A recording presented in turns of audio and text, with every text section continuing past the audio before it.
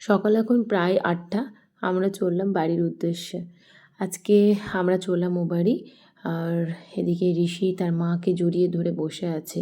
সকালে উঠে অবশ্য অনেক কান্নাকাটি হলো। ১ম এ ঋষি ভেবেছিল যে মা আর তার মামা আজকে চলে যাবে তাকে ছেড়ে দিয়ে। তবে কালকে থেকে তাকে বলা হচ্ছে যে আমরাও মায়ের সঙ্গে যাব। আসলে মায়ের পাটা এখনও অবধি তো ঠিক হয়নি।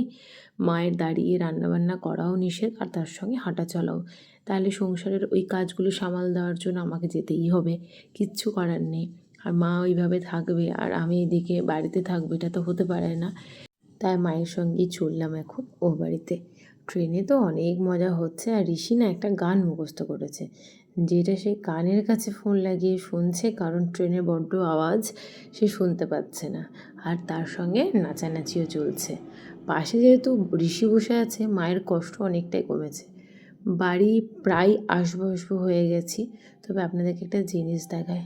এই কদিন এত ব্যস্ততার মধ্যে কাটিয়েছি, শরৎকাল এসেছে, কাশফুল ফুটেছে, সেসব দেখার অবসরই মেলেনি।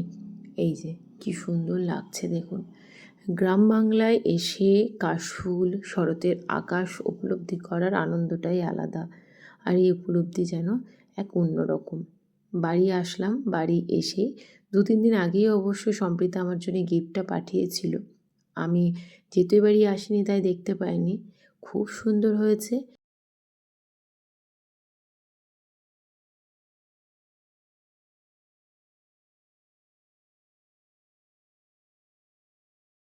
আর ওকে তো আগেই আমি থ্যাংক ইউ বলেছিলাম। গিফট যাই হোক না কেন, গিফট পাওয়ার আনন্দটাই আলাদা। আবারও আজকে ব্লগের থ্রু ওকে জানাচ্ছি থ্যাংক ইউ সো মাচ।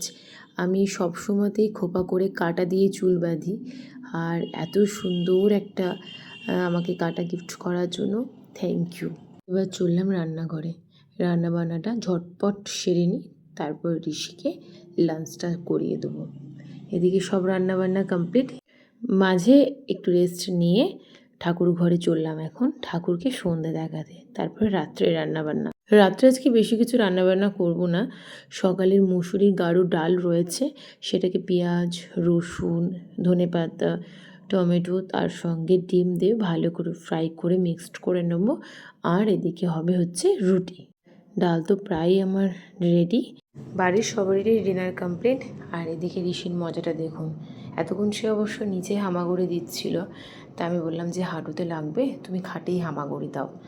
আর তার সঙ্গে সঙ্গে মামাকে চিমটি কাটা, কাতুকুতু দেওয়া এসবও চলছে।